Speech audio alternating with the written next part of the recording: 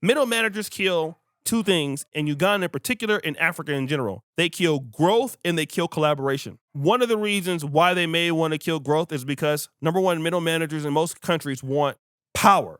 Power is in control, is worth more than money to a lot of people here. As long as I can have you that finagling this and that and over your head, I have control over you.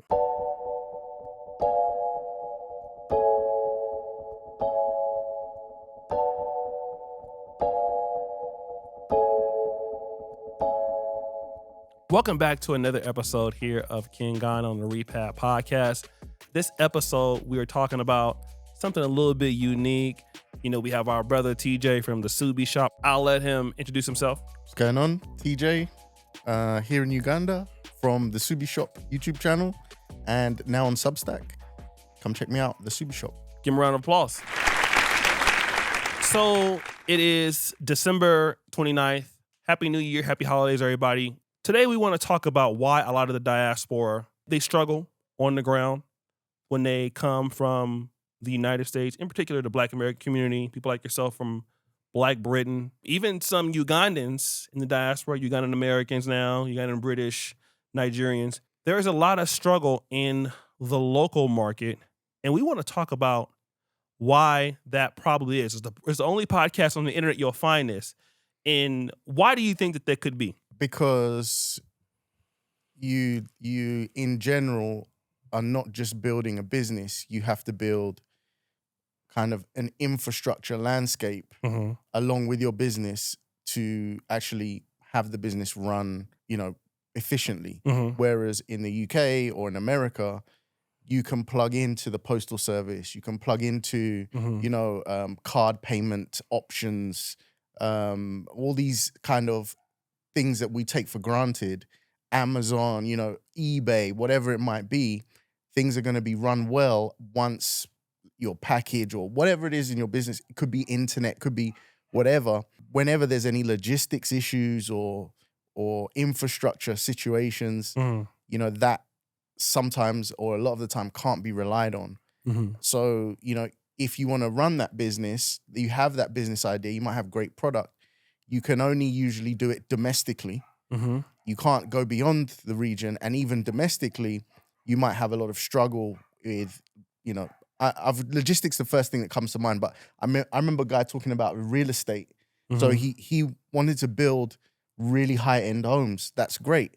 But, there's no grid, sewage, electricity. So if you want that neighborhood to be good, something has to be done to build the infrastructure to make that neighborhood work. Right. So you just got all these additional costs and headaches and issues to just do simple stuff. And the barrier to entry is way higher in that regard. So that's another episode because we can go into great details about that. But we're going to focus a little bit more on when you're trying to make collaborations, deals, if you will, partnerships, which are important for any business to scale. The language that we use in America or in Britain is more direct. But what's the problem here? People don't give you a direct no a lot of the time. Okay.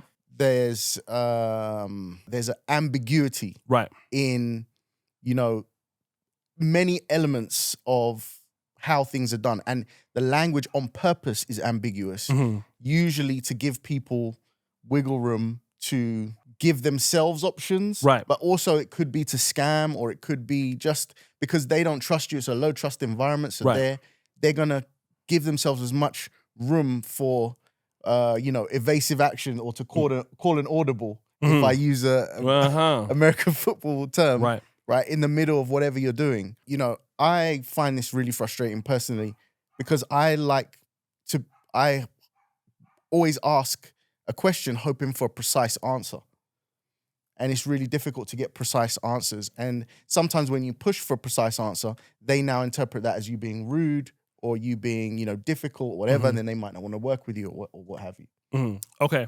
So that's exactly what happens. I can't say about all of Africa. However, I know Nigeria tends to be more direct. West Africa tends to be more direct, but still less direct than what you would get in America, the UK, which is a transparency, follow through.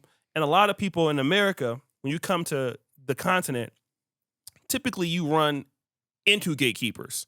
And so let me just and we're going to go over some good examples because we have like screenshots, text messages, things that we've experienced, and we're going to help you decode the language. When you get here, I met a couple at a restaurant, Filipino lady, white guy. They had a business, very good business they had to want to do. They went to people in the government. They went to people in these industries, and they got absolutely nowhere, which is what we all try to do when we first get here. Right. Try to get here, try to go to, somebody in the public sector. You go to somebody in, let's say, for example, big company, let's say Pernod Ricard, Diageo, somebody in that branch here. You would look at somebody like Coca-Cola, Pepsi. Not to say these are who we're talking about, but those arms that have the ability to help you scale and you can add value to them. Well, that person who's ahead of that branch is a control freak. Right. And they don't care about scaling. They care about control. Right. Okay? Right. So now the moment that you, the American, Black, British, you could even be a foreigner of any, it doesn't matter for all intents and purposes. But if you come and do the job right, you immediately threaten that system. Yeah. That's so they can't let you know that they can't work with you. Right. Because you're going to expose them. Because you're going to come in and actually do a good job. So the higher ups want excellence.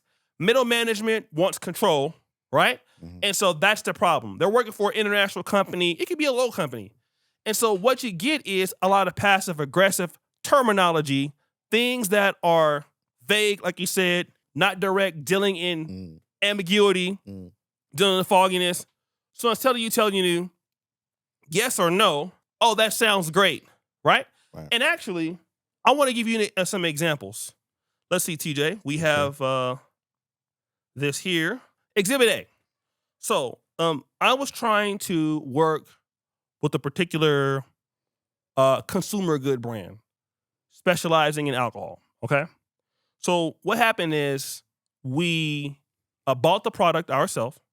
TJ's well aware he was there. Not there physically when I bought it, but knew that we were buying it. And so these cupcakes are made with that particular liquor. So I brought this to the place that these people were at. Hold on. Yes. What Oshay is trying to explain about the cupcakes, this is something that we're trying to introduce as innovation. Yes. When these guys are activating, when these guys like to promote something that the people have never seen before in this place, right? So Oshay's trying to show them, hey, this is possible. We're going to do this for you right now. It's free. Check this out. Let us know what you think. We're trying to engage with them, ideate with them, and show value up front. Right. Thank you. That's why he gets paid the big bucks. So we send them there. This is after me buying. I spent about $600 to $700 on this liquor. Okay? So you see that. I'm talking to the guy. I'm talking to him about his manager. So I said, do you think your manager would have liked the cupcakes?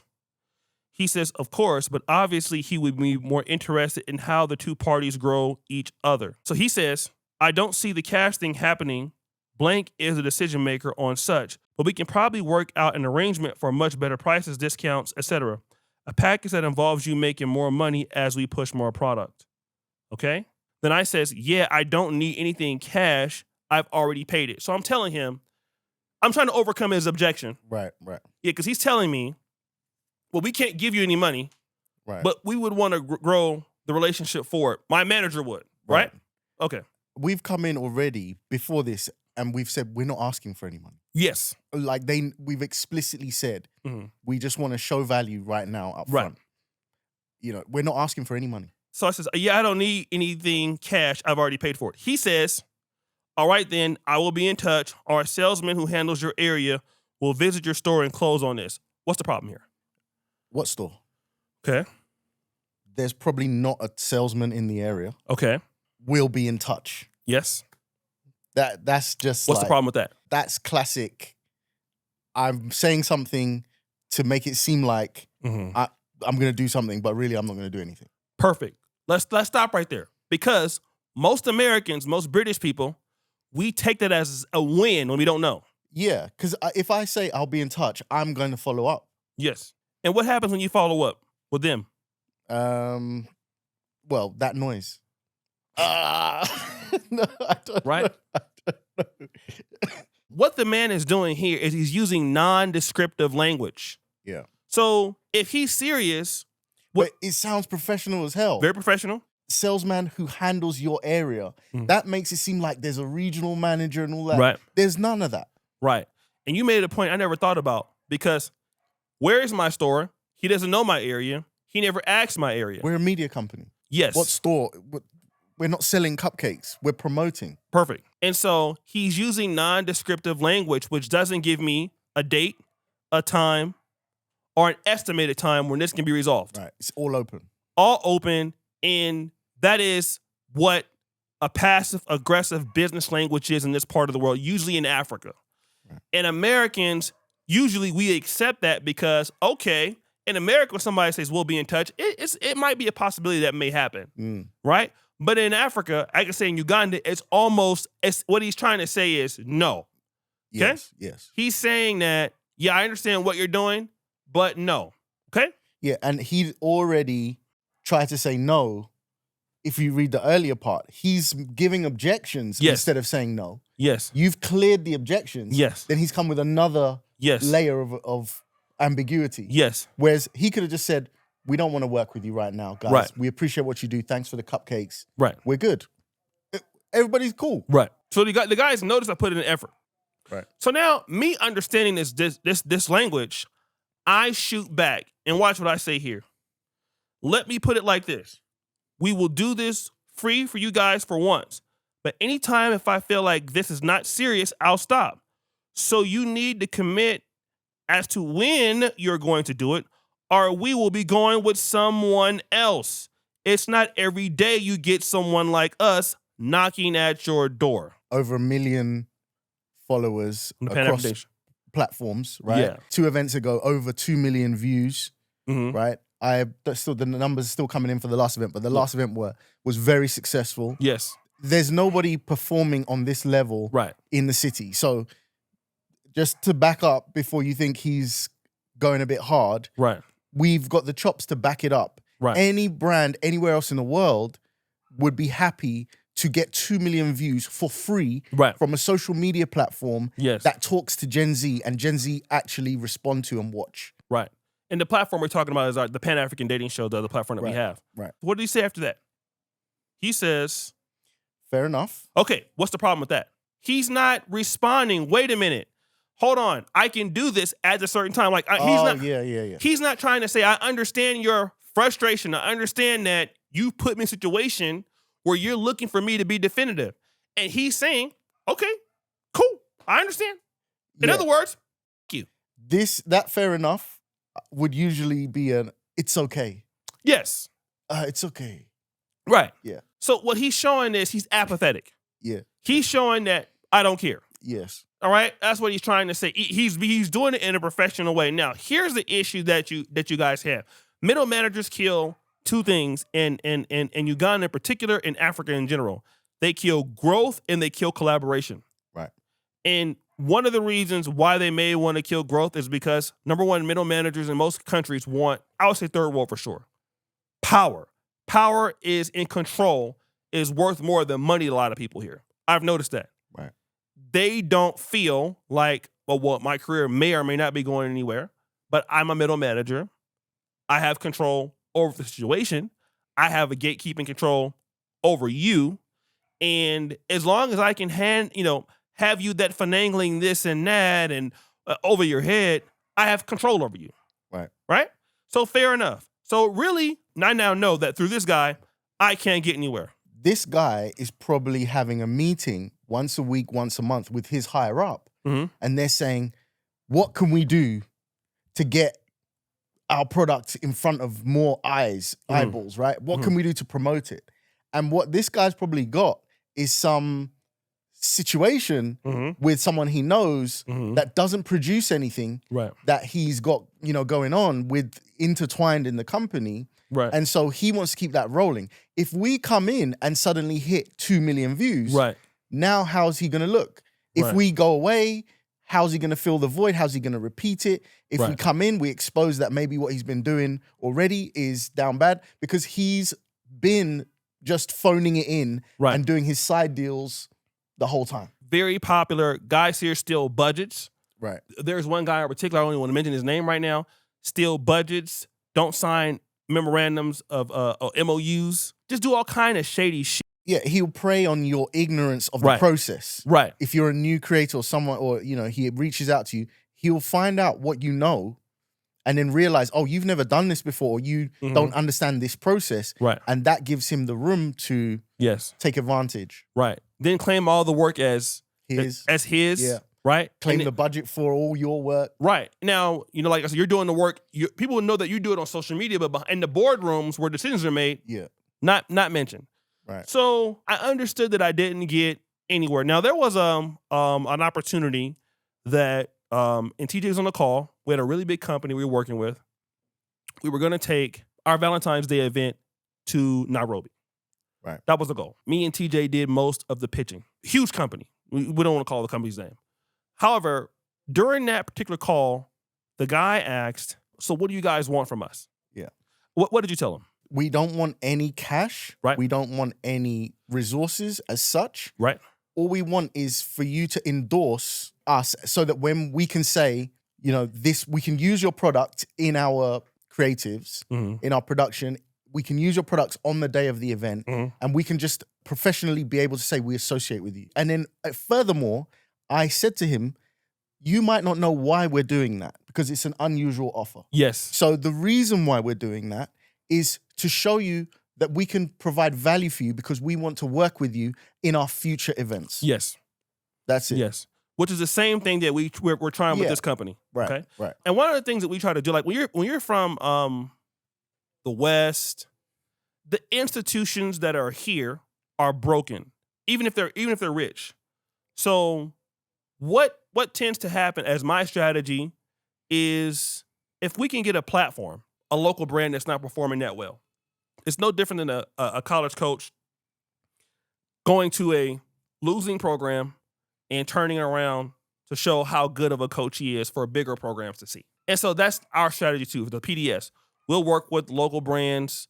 We'll work with brands not getting much traction. And the brand that we wanted to work with was the same in Kenya. So we had worked with this brand here in Uganda, and the same brand is in Kenya, and that we had proof.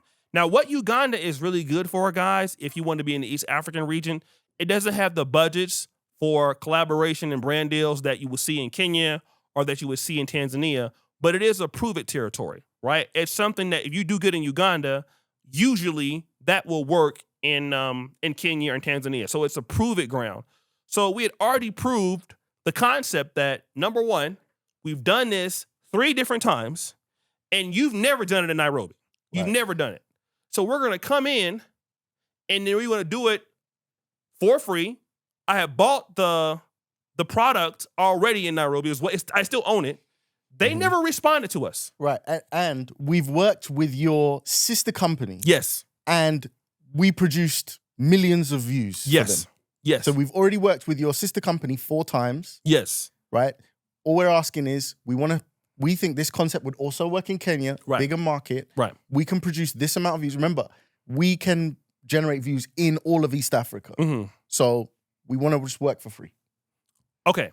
So now what happens is that company decides, for whatever reason, not to reply after we had a 30-minute meeting, 45-minute meeting. Yeah. And just under an hour. They had no way that they could deny what we did because it was the same company. Right. And we had proof. Yes. And we understood the brand ethos and everything. Yeah. So there was no way. They just didn't respond. Cool. This is a very, very, very, very, very common strategy here with East African gatekeepers. But on the call, they were like, "Oh, this is great." Right. Right. The guy said, "What's the PR value?" Right. Right. He was. We're looking forward to seeing what you do. We'll be in touch. That's exactly what happened at the end of the call. We'll be in touch. We have time for Valentine's Day. Right. We'll be in touch. They ignored all the follow-up emails that we sent. So make a long story short, let me get back to this guy. This guy in another company, we end up doing the Valentine's Day event. We ended up doing it in Kampala. So we decided to go with another company. The guy's name, we'll beep it out. Hello, sir. Just that fast, we have been booked for Valentine's Day with another brand, blank. You guys and your style of passive-aggressive ways of doing business leaves no real timeline of execution. I was going to bring blank into the event, his company to the event, free of charge, but your delay cost opportunity. I will also let your manager know this as well. Good day. Now, unfortunately, at the time of this email, his manager passed away. Right. Unfortunately, right? I talked to him one time. The general manager, had he still been living, I think we would have had a better opportunity. But he unfortunately passed away a few weeks ago. Watch what he says. Can you read it for me? I acknowledge your disappointment in us, Big Chief, but we are currently going through some changes internally that have made us a little slower. Stop right there. What did he say before that, though? Before he was saying, no, not right here. Before he was saying, we'll send somebody out. Oh, the regional manager and all of that? Yes. The regional... We will send the regional manager out who handles your area and visit your store and close on this. Mm-hmm. That's what he said previously. Right. Now he's saying he acknowledges your disappointment in us. So he's also shifting blame from himself onto the company. And Big Chief, like we're supposed to be fooled that that's any kind of respect. Right. Boss, Big Chief. Boss! Yeah. Boss! Yeah. We acknowledge you. We messed up, Big Chief. Mm-hmm. We'll bounce back stronger and maybe someday work with you with all of our hands on deck. Good morning. What's the problem with that?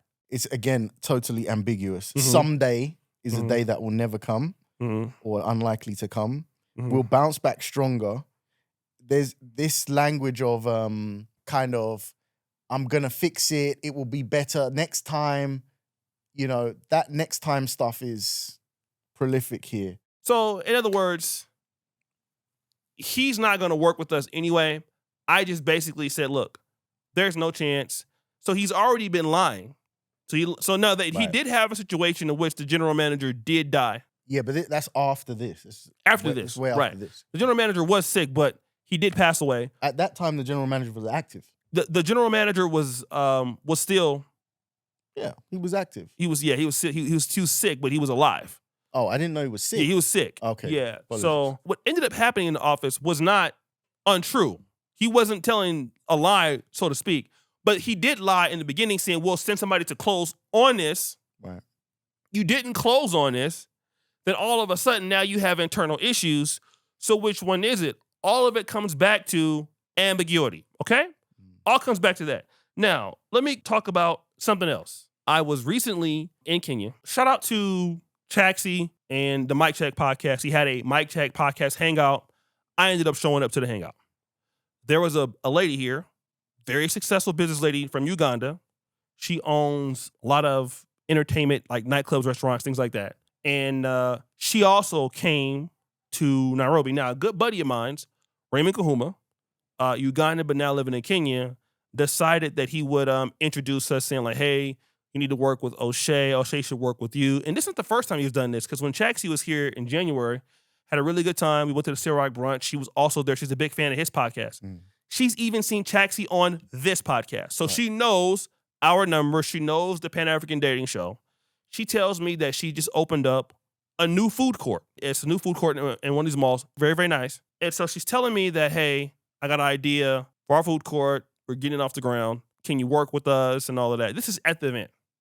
So the first thing I do is I call TJ a few days after. Said, hey, this is a food court. I want to go check it out. And when I flew in to Kampala, I came in, dropped my bags off. I went straight to where the food court was. Right. Saw it, took a video for TJ. I told him about it. Beautiful food court. I was very impressed. Very good. Imagine you have 10 restaurants. You Very own good. them all. Yes. In a popular mall. Excellent food court. Yeah. Love it. So after that, I tried to call her. Let's look at the message here that I sent. Okay. I ended up blocking the lady. I was pissed off because I was going through some of the typical Ugandan business bullshit. But so I call her.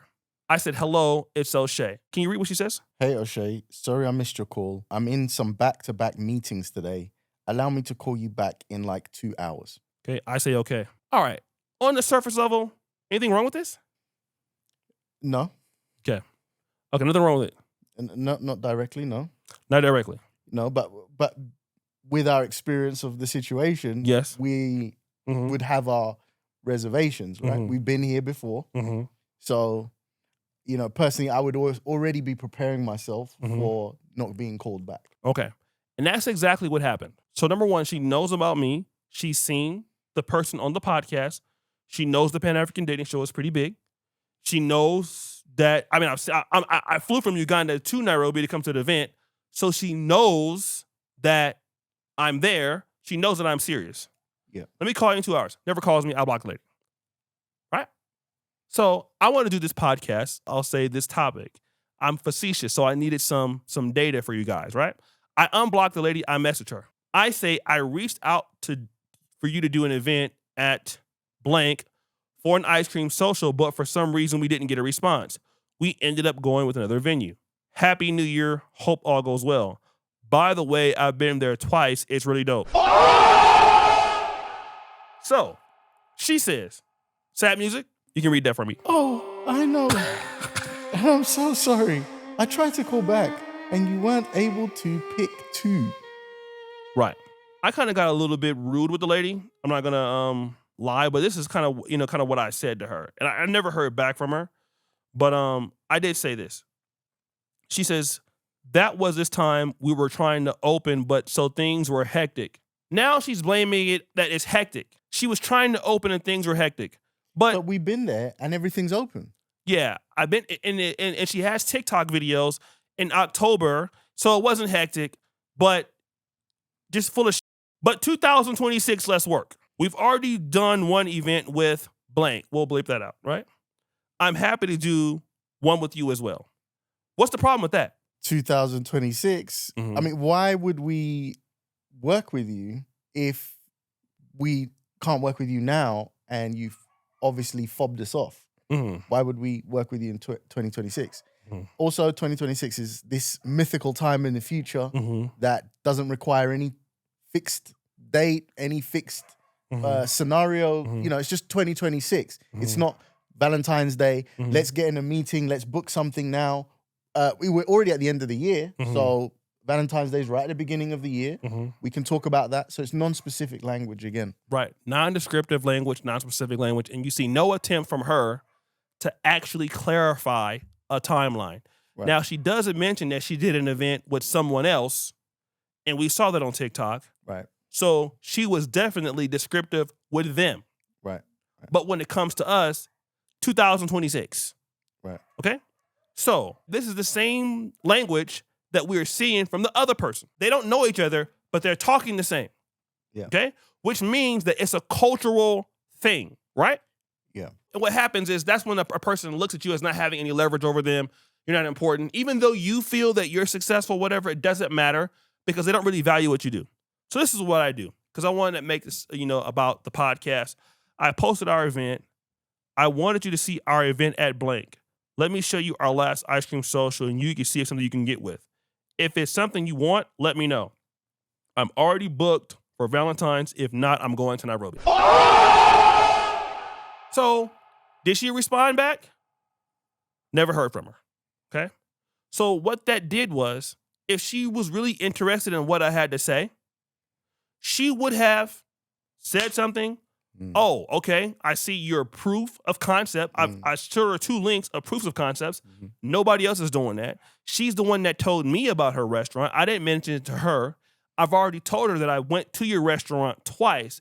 But here's the reality. She wants control. She wants me or TJ to keep reaching out and chasing and reaching out and chasing and burning our energy because now that makes her feel some type of way.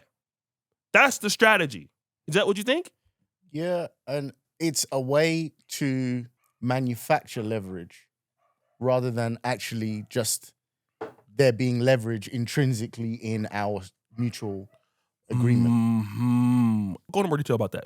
If you're reaching out constantly to somebody, then now they're validating over and over again that you need them, you want them, right? The posture is already starting to be weak. And then as they abuse you, as they give you vague language or whatever, and you continue reaching out, they're like, oh yeah, this guy's gonna be my, this guy's gonna This guy, I'm going to be able to do whatever I want on this guy. I'm going to charge up the price, or I'm going to, be able to manipulate the situation to my extent. People always talk here, I've noticed, about they came to me. Mm-hmm. Every time I've worked with a social media influencer, my old company, and I would reach out to social media, whatever, they were like, you came to me. Mm-hmm. For example, I worked with a very popular girl on TikTok. Mm-hmm. She only delivered 1 out of 5 pieces of social media that I paid for. Mm-hmm. And I paid for everything up front. Of course, if I don't pay up front, she won't do it. You came to me. Then there was a lot of ambiguity about times of filming. Mm-hmm. So there's one day, we weren't expecting her to show up to film. She shows up at my shop and she says, I'm here to film, you're not here. So I was maybe 30 minutes away. Mm-hmm. So I said, okay, I'm going to get myself together and I'll come. As I'm getting ready, she calls me and she shouts down the phone to me. This is a girl that's 16, 17. I am in my 40s. Mm-hmm. Girls at the age of 16 don't generally have Right. any reason to shout at me. Right. And I generally wouldn't take that nonsense. Right. But I've paid. Right. And what did she say when she shouted at me? You came to me. You came for me. You reached out to me. Right. She's already learnt Right. all of this at 16, 17, Right. TikTok, whatever. Right. And her fans think she's an angel. Right. Just, that was my personal... And what you find out, what I would give a term is misappropriation of leverage. Right. That's what you see a lot of times here. Like Ugandans in the business sector do 2 things very well and very poorly. They understand when they do have leverage. When they do have leverage, like nobody can really, that I've seen. When it's the real deal. They can calculate leverage and use it, especially middle managers in Uganda. Especially if they have a humble or humility about them. I'm not going to classify some people, but I say, hey, guys from the western part of Uganda, I mean, like real humble in appearance, in business, not cocky, and then you bake that in with passive aggressive business language and ambiguity. It's like giving Mike Tyson power with Muhammad Ali speed. That's kind of what it's like. And if they're seasoned, like mid-30s, 40s, because they're so good at it. High level finesse game. Right. High level. It's Olympic gold medal, like all Madden level. It took me and TJ almost every single day. We would talk and say, what's going on here? What's going on here? And then we started getting a little bit, once we understood what they were doing with ChatGPT, because we would put the receipts up there and see what's going on.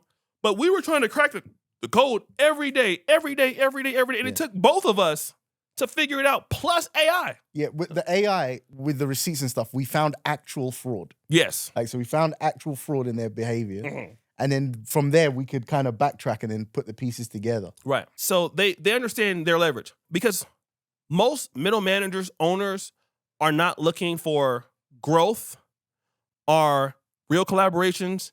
They also misappropriate their leverage because they don't understand what growth is, because Uganda's private sector it produces a broken system. And I'm not trying to be mean to anybody. That's what I think. And if you don't like it, that's your problem. But the private sector produces broken system management. So it's rent seeking, it's gatekeeping, it's market taking, it's not market making.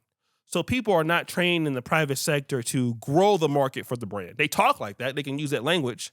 So if you're a person that is trying to grow, collaborate, well, they'll misappropriate that as you came to me, you need me, and then 2 or 3 years later, well, what you're doing is retroactively compounding for the positive, because you've been working hard, you're gaining leverage, and they're still there. And then it's not until they realize that you've surpassed them.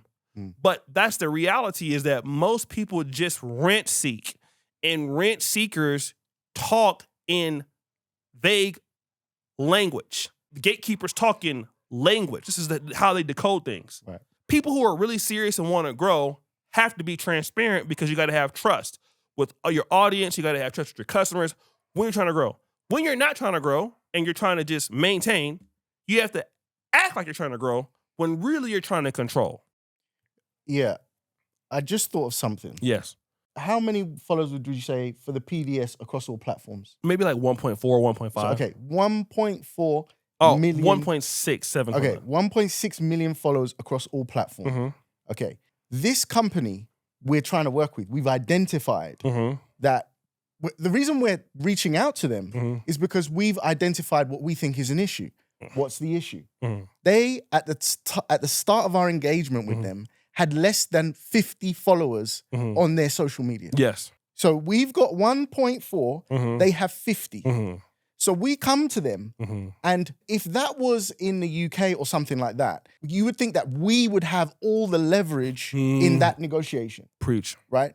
But when you go to his office or whatever, he's thinking, I'm a top earner for this place that we're in this economy. Mm-hmm. I'm of a middle to upper class family. Mm-hmm. You're not from here. Mm-hmm. He's using that status, that gatekeeping situation as the leverage. Mm-hmm. He's not counting the move, the quantum leap that we could make for his brand through our 1.4 million brand. He's kind of taking it on a personal power in my office, look at my mahogany desk leverage type situation, because his identity is made up of this kind of status positioning. And that is the currency here that people are desperate for. They want to be able to tell somebody, clean this up, go there, do this, post this, right? When they come to us, or when they try and work with us, well, they can't do that to us. We've got 1.3, 1.4 million things. And we actually know how to grow social media and what needs to be done. So now you can't look like the boss in that environment. Right. It's all just lopsided. Meritocracy is not there. And the things that they value are not the things that are valued, from our perspective. Right. I go back again to say, if we were in the UK and a 1.4 million social media company that can produce, that has shown they can put on events or whatever, comes to your brand and says, hey, we want to work with you, that company would be falling over themselves. What can we do? Yes, we would love to. Can we send you? Everyone out there can relate to that kind of difference in leverage, I'm sure. So, it's incredible that still till now, they probably feel like they done us a favor. Right. That's a very common thing in trying to explain what he just said to them. Doesn't matter. So what are the solutions? So what I have figured out, and I've had, even with, obviously it depends on what country you move to. It's different everywhere. But typically, even if you go to Kenya, and Kenya's better, you will face 80 to 90% of the same thing you're talking about now. Anywhere in East Africa, you're going to face that descriptive language. And you may face it in all parts of Africa because why? Opacity is stronger in Africa. And the only way that you can have opacity is through, and that is unclear language, unclear terms, moving the goalposts. So passive aggressive, fake humility with deceit is how you have to do it. There's no other way to do it. You have to do it this way. This is one of the biggest mechanisms of doing so. And, you meeting somebody who thinks is a great person, nice person, all that. So what happens is this. You must not run towards gatekeepers. Unfortunately, you'll try to scale that way and then you'll be used. So if you have a product or service, you have to compete against gatekeepers, which is not really, if you have the money and funding or training and stuff to do well, it's not hard to do because they don't do anything anyway. I've never met a gatekeeper that actually was decent. Go ahead. Your execution is going to be much more high level in general because they never trained to be good at execution. They trained to be good at maintaining that system of loyalty, their high level manipulation. Yes. They're high, they're going to beat you on that. But when it comes to actually delivering something, putting on something with excellence, an event, their social media, etc., it's unlikely they're going to be actually good. And so you can destroy them with that. So gatekeepers and rent seekers protect territory based on loyalty, friendships, and things like that, and opacity, and stealing from budgets, things like that. So they're not about winning markets, right? Because being productive is an enemy to their whole system, their network. Right. Their network is about hiding money. Their network is about defrauding. Their network is about doing things under the table. So producing results, it kills all of that if it's out in the open. So what you want to do is make gatekeepers in any African country. You want to prove two things with whatever you're doing. Make them look inefficient, make them look incompetent. Now, your industry may not be gatekeeper specific, but if you're in consumer goods, definitely going to see it. You have to make people incompetent and inefficient, not on purpose, but in whatever you're doing, so that the question is, why are we not working with that person? Yeah. Someone's going to see what you're doing, Mm-hmm. and then they're going to ask the middle manager, Mm-hmm. didn't you work with them once? Mm-hmm.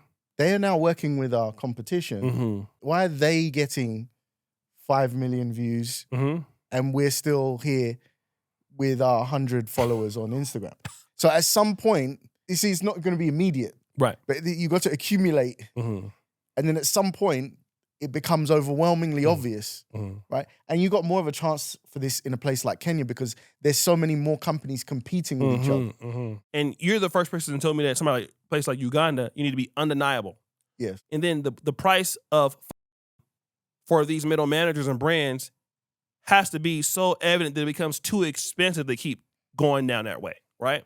Right. But the first way that you know this is by this sort of language. I got beat by a guy that was on this podcast before, not by a whole lot of money, but for a whole bunch of time.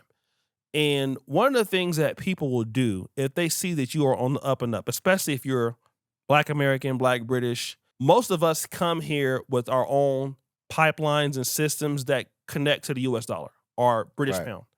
So when we come to Uganda or Rwanda or any place, we're not coming here relying on the broken private sector system here. And I'm not trying to say that this is a broken private sector for everybody, but for most people coming from the States, this system is already gatekept. It's already, the opportunities are pretty much taken up by whatever is in the market right now. Or let's just say it may not run as efficiently as you would from the market that you've come from. Yes, I would say it's a broken system for many different ways. Okay? So it's broken. So when you're trying to plug into that, it's not a way that you can plug into it because it's not merit-based. It's not the money is not here. It's not the talent's not here. It's here. But it's not merit-based. It's relationship-based. So you can't get a fair shot anyway in a system like that. It's not for you. It's for a select few. So now what happens is you've built an alternative system, whether that's, you teach online, you're doing YouTube, you have whatever. So you already have your money trailing you. Okay, somebody comes in and sees that your system is better than the one that they're in. That person comes to you and says, I want to give you some value. Matter of fact, I think I have that person's text message here. Let me see. Well, because they like your results. Yeah, that's a great thing. They like the fact that you pay on time, that you're not trying to nickel and dime people. Okay, so met this person at the airport. Person says, looking forward to catching up with you. Got a new project coming up that could be pretty interesting, and I'd like to pick your brain and see if we can add value to each other through it. So let's talk about this. It's a typical bullshit play that you hear from somebody who doesn't have okay? There's typically a person who's broke. And so what they're trying to tell you is, hey, I have a quote-unquote project that I'm working on. Again, this is non-descriptive language. What's the problem with that? Either they don't have a project or the project is not theirs, but they could be a middleman between someone's actually got something going on, and then they will leverage that for their own legitimacy. Wanting to add value to each other through it. So what is value? How is it value? He's not telling what value is. Obviously, you're wanting to come to me. This person was American. Wasn't he's an American from here. So this particular person is saying, I want to add value to you through it. But the person's a loser. Again, I was kind of standoffish from this person for a long time. But again, they see, he has something going on. I really want to be a part of it. he's not in our institution, but if I can get to him, I can make him believe that there's value in my institutional degree and then bring him into this haze. And then what he'll do, he'll pay me quickly, right? And then on the other end, in my institutional degree, I can get money from them through this guy too. Right. So what these guys try to do is anybody that sees you doing well and they want to pitch something to you that adds value to you, they're always broke. They're always poor. So they want to steer you from what you're already doing, which is building your own system away from them. And then you'll pay them quickly, like you always do. Mm-hmm.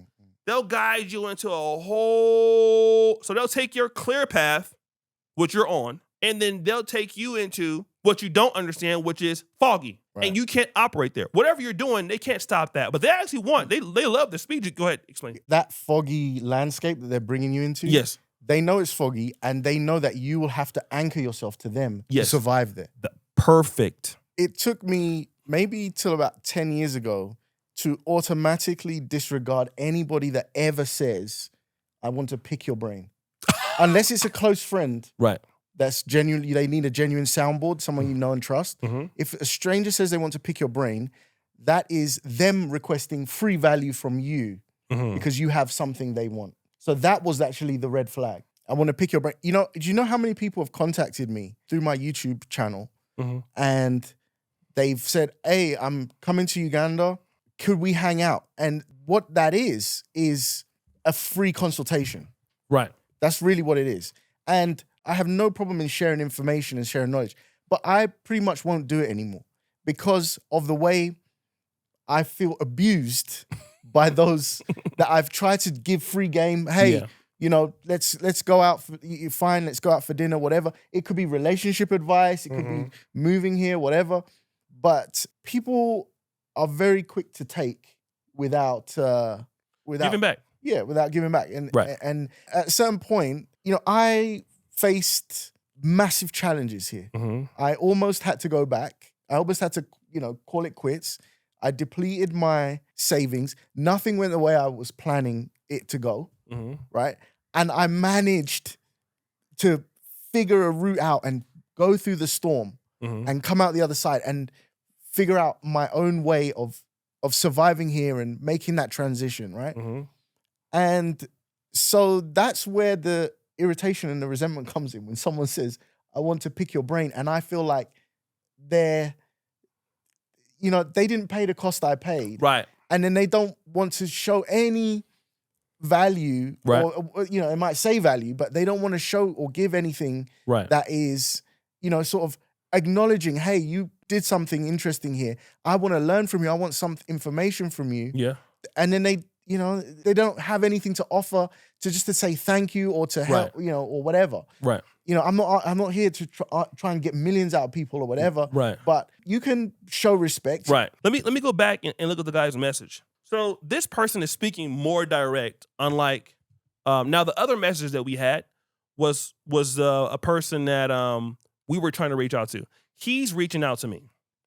Looking forward to catching up with you. So he's being direct. This is American style, British style directness. Got a new project coming up with that could be pretty interesting, and I'd like to pick your brain and see if we can add value to each other through it. So in this way, he is being direct with his intentions. He's not hiding his intentions, okay? But what he is doing is he's being vague because the number one project, everybody's adric is working on a project. Right. Value, okay? What kind of value? So now if he's saying, looking forward to catching up with you, I'm willing to pay X, Y, and Z dollars. So I'm really you know, if I want to catch up with you, here's what I'm willing to do to show you that I'm willing to catch up with you. Right. Okay? I'm willing to make this particular financial compensation, or I'm trying to ask you, what do you need for me to do that? Yeah. You know, could I take you and your girl out for dinner? Yes. All on me. And, you know, just to have an opportunity to talk with you. Right. But what he wants to do is trade something that he doesn't have, that doesn't exist, for something that you have.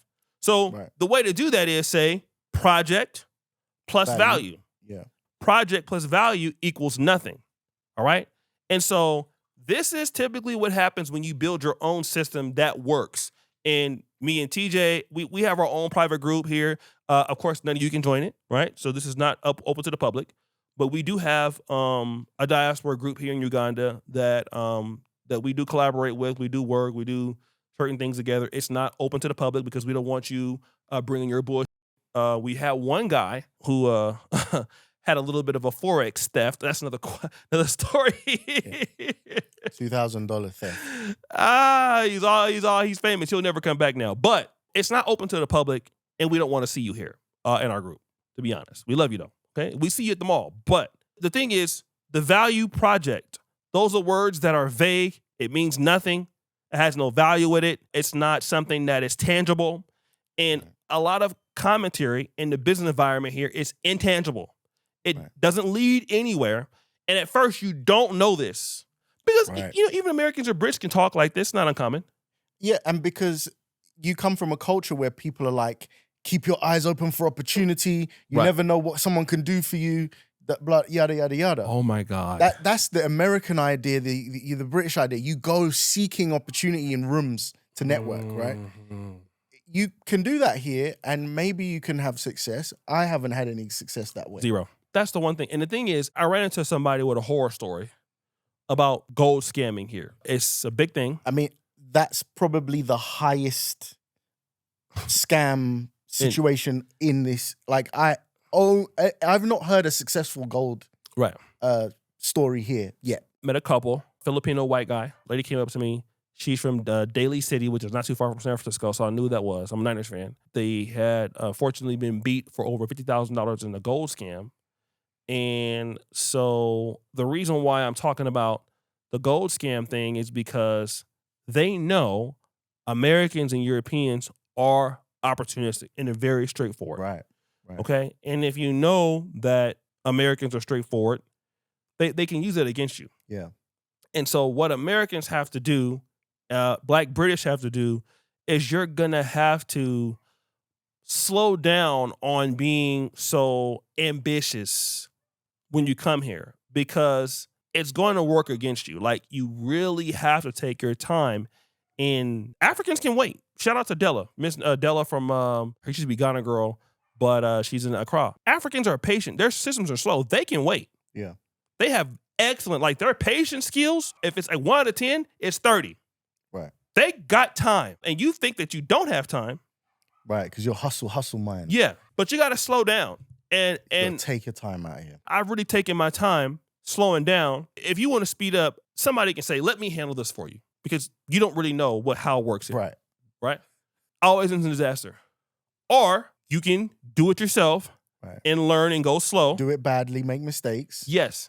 But by the time you've done it, yes, you'll be way ahead in terms of your sharpness for the local market and everything. Right. We figured out, for example, TJ, the next thing we're going to do, we had another person that was pitching it for us, a Ugandan. Whenever we have something that we need to do, I'm not going to do it. TJ does it. We don't let anybody, and this is no offense to anybody here, we don't let anybody in our diaspora group pitch something if it's not TJ. Because he understands, that he has a good British temperament also, right? He doesn't get upset like me. But he understands enough to say, okay, look, what are we willing to give them? I get upset in the British way. I hold it in and then, I go and explode on my own. Yes. When no one's watching. So what he'll do is, let's say, for example, if it's a Kingana thing, he'll say, okay, what are you willing? You asked that last time. What are you willing to lose? Or, okay, so I'll say $2,000. He'll say, okay. Right. So you willing to spend this amount of money? Yes. All right, cool. He'll go there and just say, like, he knows in the back of his mind, obviously what we're willing to spend also is more than what the local market would spend on something. We go there knowing that. We're not trying to get like the straight local market deal because typically that's too much time. It's too much hassle. It's too much stress. Mm-hmm. So we'll go with enough budget, a big enough deal where we know the person was going to say yes to this. Yeah. Yeah. We're not coming with a bad deal. No. Right. We're coming with a good deal for them. We want to continue, business and connections. Right. So TJ, what I gave the last time while I was willing to spend, so what do you want to spend? So we're willing to spend this. He says, okay. So he goes there and I said, so what I'm going to do is I'm going to have the money, like when you close the guy, you just call me, I'll send the money to the Momo code, whatever, right? Got there, the guy took like some time. How long was it? Like an hour or whatever? I nearly left. Nearly left, okay. The only reason I didn't leave was because I wasn't representing myself. Okay, right. Shout out to TJ. Right, so, I didn't want this thing to fall through for Oshay. Mm-hmm. So, I also felt like I didn't have the authority to leave because, I'm going to call you and be like, bro, I left. Right. I didn't feel like that was necessarily the right thing to do. So, how long did they make you wait? Like an hour? Yeah, an hour. An hour, okay. So anyways, he came. I think you called him out on it. The guy bought you something like they pay for your dude. Yeah, he was very polite, and he saw that I wasn't happy about it, and he paid for lunch. Okay. And I respect that, and I appreciate that. Right. So then I think you were able to get it like not well below, but it was 30% below what you were planning on spending. Okay. And can I just explain how? Yes. What I notice here is that nobody seems to ask what success looks like for the other party when they enter a negotiation. Right. So he off the top already told me that success for him is like 20% less than what we were already willing to go for. Mm-hmm. What did he say in particular though? He just said, I want this amount, I want to make this amount or whatever on the day, or I want to sell this amount on the day, whatever. And then I just said, well, we've done a deal that I don't think you've seen before, and the deal is this, and the deal is it's an irresistible offer, right? Because it requires no investment from them whatsoever upfront, right? And it means that they get the outcome they want, today, not on the day of the event. Yes, they get the outcome on the day. Yes. And that allows you to have some wiggle room to get the things that you want out of it. Because we're not there to make money necessarily. We're there to create an environment where we can create footage. The goals that we want are not necessarily monetary. Right. So we want certain concessions so that we can create that situation. Right. Right. So I've now said, I can give you that. Right. Right. But could you just give us this and this and this? Mm-hmm. The thing that we're giving is so much lighter. The thing that we're asking for is so much lighter when you put it up against, you get all your money today, you don't have to make any investment up front. They almost have to say yes to what you're saying. And this is not a way to manipulate either. We're not trying to manipulate them. We're genuinely trying to give them what they want, have success for them, so that they can increase our reputation in the market, work with us again, right? And, maybe or maybe not, we get a better deal the next time, but we're playing a long game here. Right. We're trying to use somewhat of a retroactive compounding strategy. So whatever we're doing now is something that we can say worked in 5 years. So that's what we're looking for, 5 years down the road. But we need this play now to set us up for where we want to be in 5 years. Yeah. Yeah. And it's a regional play. It's not just here. It's a regional play. Not only that, we've discussed before how this is a winner-takes-all market. Yes. If you line this compounding effect, which I love the way he put this concept to me, this compounding effect. Retroactive compounding. Retroactive compounding, right? So we are compounding things. They see compounding only in terms of money and a few... clout. Certain things. Yeah. But if you can see a bigger picture, right, then you can compound in all of this territory that they don't guard. Right. And then that territory contains a lot of value. And then if you control that territory, they actually need it. So it becomes a winner-take-all space. And then, in due time, become undeniable and you win. Right. And the opportunities to win here, it doesn't matter what sector you go into. Could be agriculture, could be whatever. There are enormous opportunities. I don't want to stand up here and sound like there's nothing easy in business anywhere. Right. That's just the flavor of difficulty that's here. There's difficulty everywhere. So if you're willing to work with the difficulty, we're here to try and educate you on how to work in this environment because the rewards and the compensation that is available is enormous. Right. And so let me just say the other person that we had during the negotiation. First of all, as the owner or the person that's going to put up the finances for it, for me, I have like so many things to do, and then so do you. If I can get this done, and if it costs me a little bit more, but I have a peace of mind that it's done, I can work on the rest of the things I need to do. Right. What happens is people always tell you, get a Ugandan to go negotiate for you. Get an Ugandan understands this.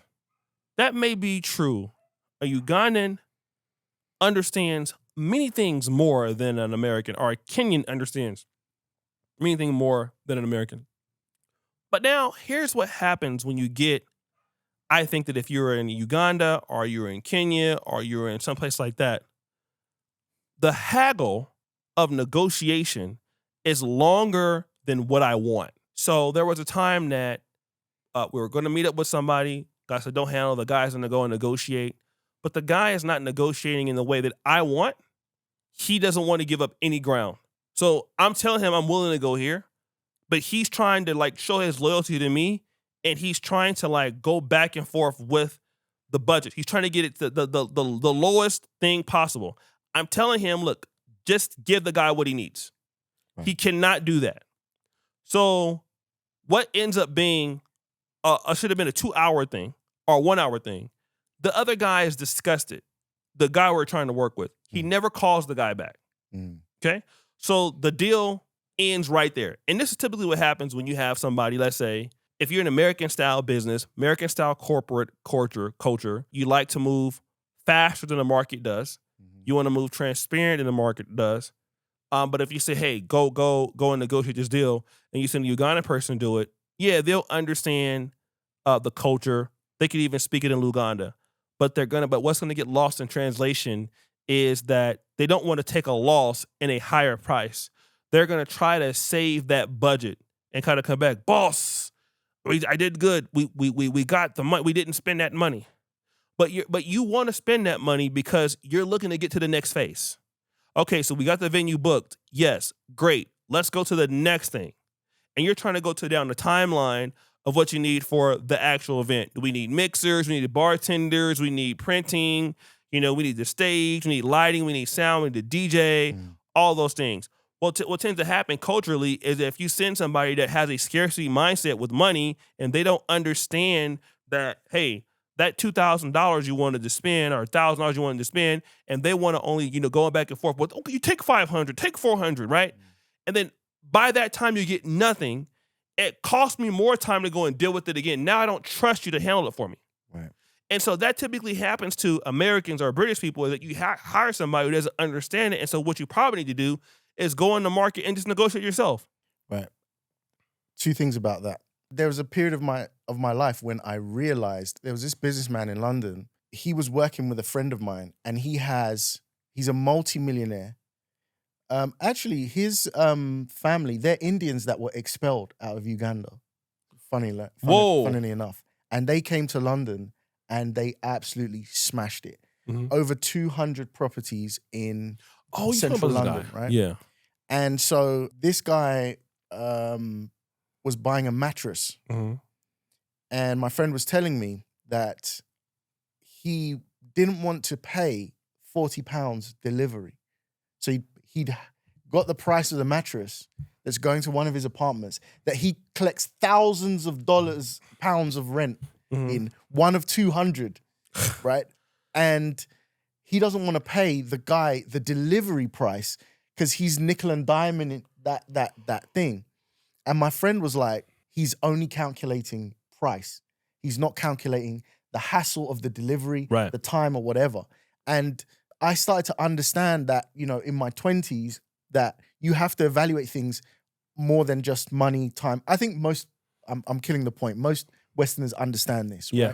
But many people here still don't understand this. Right. And so they focus on price only. Right.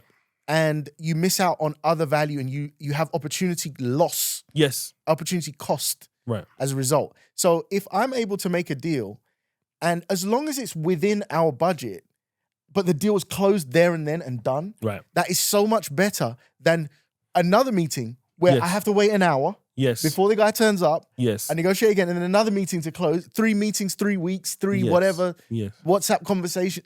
By then you could have done 50% more of putting together the event. So there's that situation. The second point is, there is nothing more deadly than a person that has come from the West that can navigate in this environment through these difficult things. Why don't you let that be you? Mm-hmm. Why don't you spend the first year making the mistakes, getting Mazungu priced, getting done over, losing out. But then at some point, you can defend yourself. You can negotiate. And now you're deadly. They've never seen nothing like you. You can cut the deal you want. You can execute in a way that people can't execute. And then, winner takes all market. So go through that pain, make it out the other side, and, understand that it's the university of negotiation in this place. Right. And then you become deadly. I want to add to that because a lot of times when you tell somebody what you paid for something, especially like Ugandans, and Ugandan friends are awesome. Like they can really care about you, like anybody anywhere else. You're getting beat. You paid too much. Why are you paying that much? Like, and this is concern. They laugh at you, Mazungu. Yeah. They're concerned. They like if your friends like Shaw one Pam. Like Pam is like, you paying too much. Like, why are you paying too much? And she was like kind of the first person to let me know like what I was going through. I was kind of getting scammed a little bit. But they'll tell you like you can find good people here like anywhere else. That's not the price. You're paying too much. Okay. But then what some people don't understand is you're paying, and then you can listen to that. Oh wow, I should be getting the local price. Well, here's what you want. You want the price of peace of mind. Okay. You're trying to establish peace of mind, especially like if you have something else that makes good money, you're doing well. You don't have time. And I think you talked about like a situation where somebody you knew is going to the market and they spend 30, 40 minutes arguing over 1,000 Ugandan shillings. It's like 33 cents. Right. And it's just easier to pay that and you have your 30 minutes to yourself. Right. Most people here in this part of the world don't understand that. Like they can't be defeated and lose a negotiation. But for us, we'll lose the negotiation, or I'm willing to lose it, not lose it, but in their terms, lose it, because it takes me down the timeline from somewhere else, which within a week or two now, the venue's the hardest part. We got the venue now. Right. We can go downstream. Yes. And what happened at that event, because those guys messed it up, I ended up coming up that day, lost 4 hours. The guy shows up. He's a guy that's married. He shows up to the thing. His side chick shows up. The guy's supposed to be negotiating on my behalf, sitting there talking about nothing. I lose all my productivity that day. We still didn't get it done. I had to come back again, go to the restaurant myself, another restaurant, because the other restaurant didn't want to deal with us. Right. The guy didn't want to talk to the guy anymore. So because of that association, I lost. So I ended up paying the same thing at another restaurant, and I think it was on purpose. I think the person made it difficult, so I would go to the other person and say, hey, look, the guy's going to come there, make the payment, and then you need to kick me back something. There you go. Something that came in my mind there was you pay the Mazungu price for American speed and execution. You pay the local price for local speed and execution. Right. So you might, whichever way you see it, which is more effective? Take the ego away. Okay. According to these people that are unsuccessful, you lost the negotiation. But how was your event? It was excellent. Right. Don't worry about people that can't understand what you're trying to do. Right. I had to learn that. I have started being able to hear a little bit of Luganda. I can't speak it, and I couldn't have a decent conversation. Right. But I know when they talking about me, the Mazungu, and I know numbers and money a little bit. I was in the market just by me, local market. It's not even a market, right? This is a cluster of shops of people that I see every day. You can't get to my house without going past this group. And every week I buy from this one lady there, lemons, just any sort of small produce, vegetable and fruit, I buy from this lady. And I always go to her. So there's some other people that live just near her and I walk past them every day. And their job is to sit on their step. I don't know what else they do, right? God bless them. I hope they can find all the success and everything they want in their life. But there's not, if I go right now to my house, they'll be sitting on their step and they'll say hi to me when I walk by or whatever, right? That's your job, right? I don't know what else they do. Okay. Right? So I go to this lady and I ask for my whatever, lemons. Just say, give me lemons for 5,000. Mm-hmm. They are in the shop when I get there, in the little store when I get there, and they walk to the side and they start talking in Uganda, Mm-hmm. and they say Mazungu several times, Mm-hmm. but they're talking to the woman thinking I'm not in the loop of this. And they said something to the effect of, why do you not sell him at 10,000? Mm-hmm. Right? I got the gist. Mm-hmm. I didn't say anything. And the woman said something like, he's my regular. Mm-hmm. That was her response. It's like, go away, he's my regular. Mm-hmm. So these people are telling this woman that I use every day in my neighborhood, village mentality, why are you not scamming this guy? Right. Scam this guy. Mm-hmm. I was hot for about 7 steps. Mm-hmm. And then I remembered that their job is to sit on the on their yes, being nothing. right. Doing nothing. Like I said, God bless them or whatever. Right.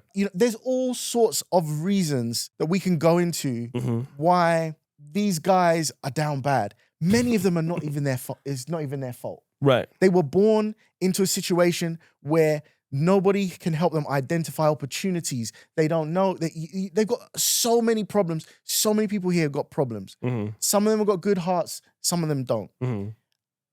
I cannot afford to let that affect my mental, affect my peace, especially for someone that does not factor in any way in the things I'm trying to do and produce. They don't know what I'm aiming for in life. They don't know where I'm going.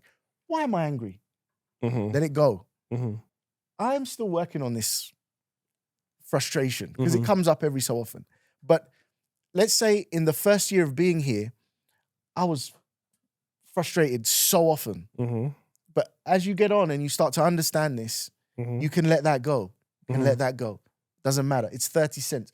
Convert that money back to pounds. The guy's trying to take an extra 20p off me. Not even a pound or whatever. Let it go. Let it go. You gotta pick your battles. Right? It doesn't factor. And it's really hard to do that. You do have to defend yourself, but that patience comes, that's that understanding of who you are and where you're going and what you're trying to do. And that's really important here. Same applies to when this guy makes you wait an hour, makes you go through, approach. Actually, once you give him what he wants, you get what you want and you're good. Right. Move on. This is what I found. Mostly all foreign groups, Eritreans, Indians, Ethiopians, their communities are top down. Like if Ugandans are working with them, they're very low in the value chain, right? Like the server or something like that. Okay. Now, what's different from us, Black Americans, British, our method is different because we, and this is no offense to the Eritreans or Indians or whatever, but their communities are tight-knit. We are willing to work with somebody who we don't care about your tribe. Right. We don't care if you're male or female. In some cases, we don't care if you're atheist or whatever, even sexuality. Who cares? Like it's your business. Right. We care about if you can produce. And if you can produce, we're going to rise you up within whatever community we have. We don't care. Right. And that's the difference between how we look at it. We give more room for vertical growth in what we're doing. And the Eritreans and Indians don't. Ethiopians don't. Most Chinese don't. So there's more parity in relationships with us and Ugandans. Right. Or in King. That's the big difference. We also allow a lot of partnerships in design from Ugandans. Like a lot of the stuff, the PDS, there's no way I could not, Right. They add on a lot to it, right? Yeah, they're intrinsic. Very. It's part of the process. Yes. That's the good part. The bad part could be typically dealing with somebody, I will say this, of a certain age. A seasoned person in business. 35, 40. Anybody that's lived in the diaspora is a red flag. Anybody coming to you over 40, they don't have their own together, and they want to work with you, it's a red flag. Right. So no. But again, it can be done. It's about building an alternative system, building the system that works for you, and building pipelines that work for you. Because the one that works here, you're trying to work with it here, you get frustrated, you get to the gatekept language, you get to this right here. So how can you create leverage within your own system that works for you? Eritreans do it, Indians do it, Chinese do it, the Black Americans don't do it as well, and we get frustrated because we're trying to force ourselves into the institutional system, and we can't. You literally have to build Black America in Africa. Right. You have to build that same system. I got a question about this. Uh-huh. It seems like the Eritreans and the Indians are sort of fiercely move in a group themselves, right? Yes. So we don't have nearly as good unity as they do. And then once they build that little fortress, then they just keep adding to that. What do you think of our community here trying to do something similar to that? Why does it work or why doesn't it work? You mean in Africa or what we have in Uganda in particular? Like we've got our diaspora group in Uganda or in Africa. Yes. And is there anywhere you see sort of African Americans? We can't walk into that Eritrean institution, whatever they built, and mess around. Yes. They've got it on lock. Yes. They've got their Eritrean chef. They've got their Eritrean this. They've got their Eritrean that. They've got their circle of trust within their system. And then they build something and then, they then provide value to the market and they win. Or they control a whole, like the Indians control all of like the kind of textile factories here. Yeah, they control distribution too. Right. Biscuits, a lot of stuff. Yeah. So are we not able to do that as, I'll just call myself as a Black diaspora, a Western Black person? We don't have that, or can we, or don't we, or should we? How does that work here for us? Yeah, so Eritreans and Uganda control hospitality and restaurants. Yes. Indians control distribution, sugar, liquor, pharmacy, textiles. Black Americans, Black British, the West, we control systems and culture. Okay. We train, we develop, we find out holes in the market, and then what we can do is we can take, like, a lot of Indians businesses win in small margins, and Eritreans win also in margins too. But we have the ability to go in between both communities and combine something. Right. So we come and fill in the gaps in creative spaces, in cultural spaces, and try to bring the market together. That's like the same thing that we did when Black Americans were in South Africa. First, we were to bring, comedy jam, stand-up comedy. So the thing is, I don't think that the Black Americans or our diaspora group that we have here, we're not trying to be like the Eritreans because we can't. And that's not what we specialize in. Right. But what we can do is we can work with other Black Americans based on talent. Yeah. And we bring in Ugandans in what we do and Kenyans what we do that are talented, right? Right. And then so they become a part of our community. We draft them into who we are. And that's how we have to do it. So we're working with the diaspora. And then obviously with the Ugandans, they're contributing to our bigger cultural vision. Let's say if it's the Kingana podcast. At first it was me. It's still Jonita. She's somewhere else right now, right? Shout out to Jonita. But we have Jonita. We have Satati, who's editing. So we're still a team. And then we have people that bring in somebody on the guest that comes in. That's the Uganda. So we're working the system from what they know and what we know. And I just said earlier on the phone, it's the two systems that brings things together like that, right? And so that's how we're basically holding it together. We're trying to find the best talented people from Africa and come into us, and then the people that are competent from America, because we only need people that know what the they're doing. We don't need another Negro stealing $3,000 in the Forex. A lot of those businesses that, like the top-down businesses, like you see, like with the Richmond restaurants, hotels, which are good. Our pipeline is like the Black Americans diaspora to Uganda. And I think what they're just local market, right? They're just here. Yes. That's not how we want to operate. We're trying to operate diaspora back, Black London Black, right? So I think that we're trying to get the best of the both worlds. And we don't need to be like these other groups, the Chinese. Because obviously we can't, because the people that came here, like this community, for example, grew slow. I was here, then you came. Right. Then it was Carlos. Zara and Julius. Zara and Julius. So then some others. Yeah. A few people back and forth. Yes. It was never like Nairobi is now, where everybody came at once. Or a lot of people came along, like a big work. Or Tanzania, where everybody came, Mark and all those. Yeah. So by the time that people got here, it wasn't like 1,000 families. Yeah.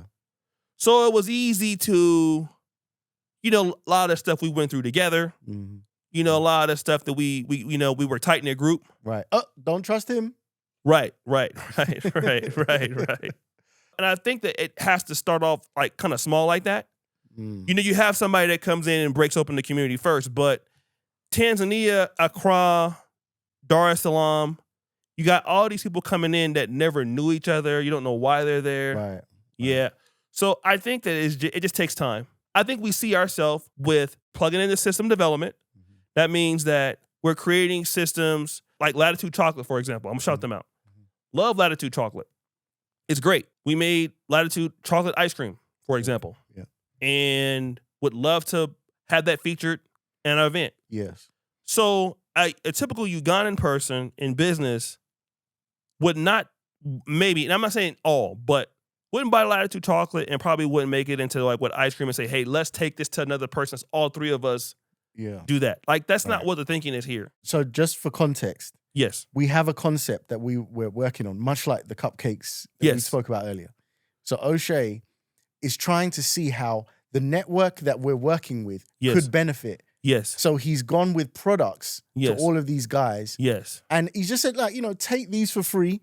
Tell me what you think. Give me feedback. Right. And, and then you never know. They might say, yeah, like we want to do an event around this. Right. Boom. All of a sudden we've got an alcohol brand, a chocolate brand, and an event space all collaborating together. Yes. Providing value for everyone because we've put that together. Right. And that's controlling culture. Right. And that's controlling systems. Right. And that's where we come in. Right. And then that is what, like Nairobi has networking groups, like things like that can benefit us and trying to apply those leverage points. So that's what Black Americans can bring to the continent. We're not going to come in and bring distribution. We don't need to bring distribution. Right. But we do need to bring in the gaps of like how to speed up the process to business. Yes. How to make it more direct. How to make it where people feel there's more incentivization in the market. Yes. That's where we come in. Yeah. So many people are forced to work under low pay and high, like they give a lot and receive a little. Mm-hmm. And that is regardless of whether the person's talented or not many times. Right. So we want to see the people with talent actually be able to flourish and and move forward. So those are the kinds of people we want to work with and hire and compensate, and bring into the economy, and so that we can foster 5 more people like that. Right. And then the whole place starts becoming better and excellent and whatnot. That's a lot of the conversations we have are around things like that. How can we improve the general skill of this sector here? Because, it'd be so beneficial for everybody. Right. Basically, like, there's a lot of talent in Africa that goes unnoticed. And this is, if you watch football and we talk about your best cities in high school football, Miami, Florida. Right. It's going to be one. Houston, Dallas area. Mobile, Birmingham, Alabama. Of course, New Orleans. Bay Area, right? Northern California. Sacramento County. Cincinnati, Ohio is always good. St. Louis metro area is good. Sounds like you threw Sacramento. Sacramento's pretty good. Okay. Sacramento's good. You're not biased. No, I'm not bad. I'm not biased. So Sacramento's good. I don't know anything about football, so. St. Louis metro area. Washington, D.C., which is now pretty good now. Up and coming. So what made D.C., Washington, D.C., Maryland, Virginia good? Okay. Well, the ecosystems. So the ecosystem. So I was saying, well, what about Black Philadelphia? Because Philadelphia is a lot of blacks there. So why are they not as good as New Orleans?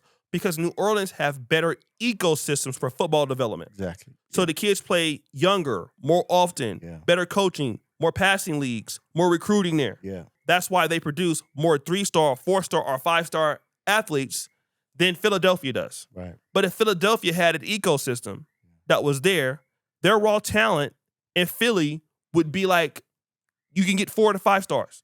I think I know where you're going with this. Right? So the issue is with Kenya has better ecosystems for development for this industry. Yeah. But the raw talent Uganda is there, but no ecosystems. Yeah. So no good thing comes out of, like, you just have raw talent. And what would the upper level of potential be? Yeah. It could be absolutely amazing. Yeah. If we could get that ecosystem to actually nourish the talent. Nigeria on average has 200 million people above that. Right. and produces more 5-star talent than anybody in Africa per capita. So not only are they bigger, right. they produce more talent, business people, Right. per capita. Right. Not just, you mean like more than Uganda does per capita. Yeah. But that's ecosystem development. There's more ecosystem for skit creators, more monetization, more investment, more infrastructure.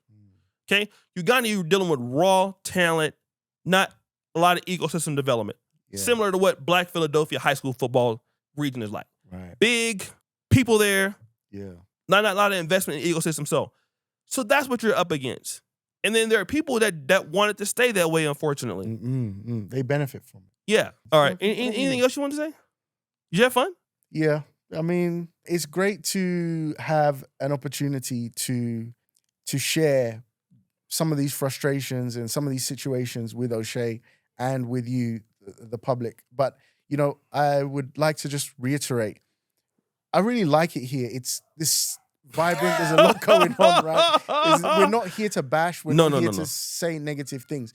But I think it's okay to warn anybody of what to expect when dealing with business. And we're talking about facts. We're not here to, sensationalize any negative stereotypes. And we're here for a reason. We're not here. We're here because there is opportunity here. And actually, we're winning here. We're winning here. But it's just what you might need to go through, set your expectations right if you want to make a similar type of transition. All right. You want to shout out your channel? Shout out. The Subi Shop. Check out my Substack. I've got lots of announcements coming soon. Software, stuff I'm putting out, websites, communities, etc. So check out my YouTube, check out my Substack. Love to connect with you outside of this podcast too. All right. Peace out.